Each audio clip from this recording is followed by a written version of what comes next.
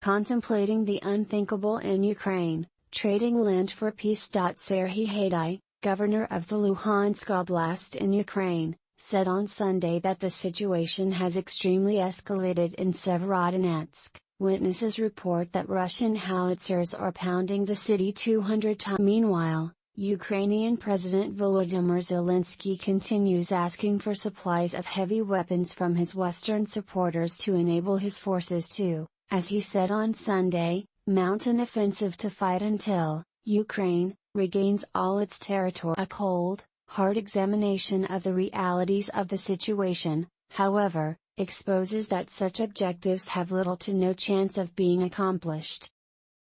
If the Ukrainian Armed Forces, UAF, cannot reasonably expect to militarily defeat Putin's army and drive them back to Russia, it might be time for Kyiv, and the West, to consider pursuing alternatives. President Biden on Tuesday breathed life into Ukraine's hope it can eventually win through fighting by agreeing to send advanced rocket launchers to Kyiv. I will not pressure the Ukrainian government, in private or public, to make any territorial concessions, Biden wrote.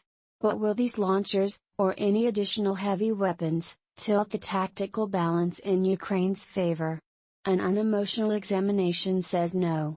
There are three fundamental reasons why there is little prospect for Ukraine to defeat Russia in a reasonable time frame at an affordable cost. First, the current balance of power between the two sides in Ukraine still decidedly favors Russia. Second, the cumulative total of all equipment the West has provided or promised is grossly insufficient to create enough combat power to drive Russia out. And third, the physical cost to Ukraine in terms of soldiers that would be killed and wounded, civilians slain, and cities destroyed while the WAF tried to create sufficient combat power would be so high as to effectively bleed the country dry. The chances are high there would be little but a cratered moonscape of a country left in the end. And even then, there would be no guarantee, at all, that Ukraine, after paying such an egregious price, would come out on top. Over the last 100 years of major armed conflict, there have been a few key factors that have been proven quite predictive in identifying who would win. Though this isn't an exhaustive list, the capabilities and factors that almost always exist on the side of the victors include advantages in air power, air defense capacity, artillery and rocket forces, and access to trained reports in recent weeks have revealed that in key sections of the Battle of Donbas, Russian air forces are now flying up to 300 combat sorties per day while Ukraine musters between 5 and 20. Only 1 month into the war, one of the few Ukrainian pilots, identified only as Andrei by the New York Times for his security, said, "In every fight with Russian jets, they always have 5 times more planes in the air." The disparity in Russia's favor appears to be growing as the war enters the 4th month. Ukraine's integrated air defense system was severely damaged in the war's opening rounds and continues to operate in a degraded state while Russia's modern system, based on the S-400 system, remains fully operational. Ukrainian troops lamented to a BBC reporter on Monday that, "There's a lot of artillery, from the Russian side," said one Ukrainian soldier. "Bombardments are like a nightmare, we shoot 1 round, they shoot 10.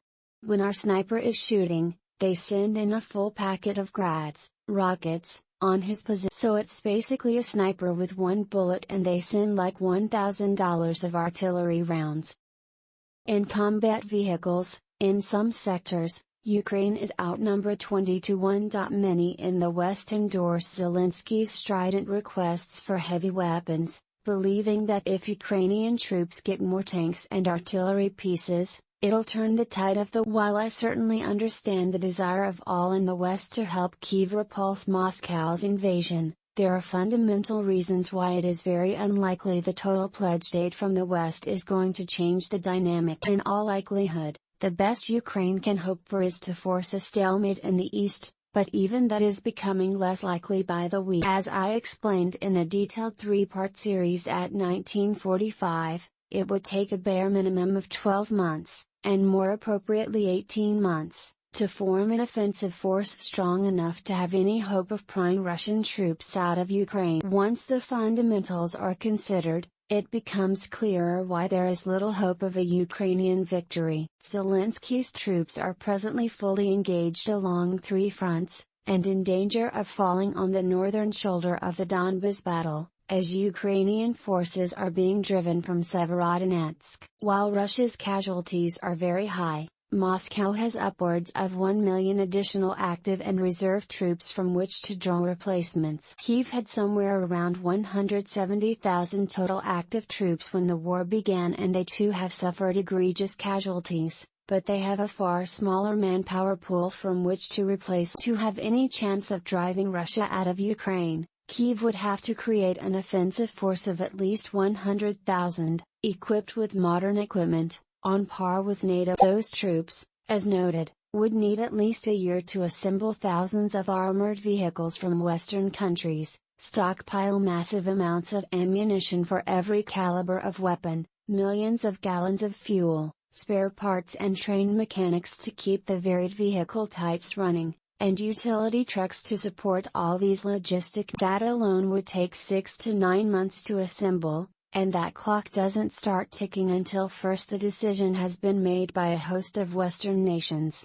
Ukrainian troops would then have to be trained on that specific gear, and then go through the cumulative and sequential training from individual skills through platoon, company, battalion, and finally regiment or division, which would take up to a year by itself, if done. And all of that would have to be done in the context of the existing war of trying to stop a relentless Russian attack seeking to destroy large segments of Kyiv's active force, which requires laser-like focus of the Ukrainian government and every resource they can. It is very difficult to imagine that Kyiv, or any nation on earth, could manage to simultaneously seek to repulse an invading foe who already occupies 20% of Ukrainian territory while taking the 18 months necessary to create a new offensive force. Trying to create an offensive force strong enough to eject Russia from Ukrainian territory is akin to trying to repair an airliner with a burning engine while still in the air.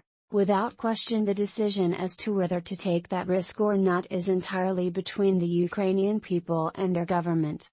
But emotions aside, the risk of failure, defined by potentially losing the war outright, is dangerously high, in my estimation. Though it is distasteful to even contemplate, the authorities in Kyiv may eventually have to consider seeking a negotiated settlement with Moscow, and that would include ceding, initially at least, Donetsk, Luhansk, and Crimea. At present, virtually every leader and citizen in Kyiv vehemently rejects any consideration of trading land for peace.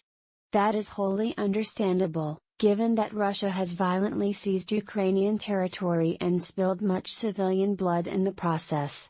But the choice may one day come down to salvaging what territory the Kyiv government can, sparing more death and destruction of the civil population, or risking losing it all. No one should have to face such a horrific choice, but if Russian attacks continue making progress and the Ukrainian casualties one day reach a tipping point, it may become required,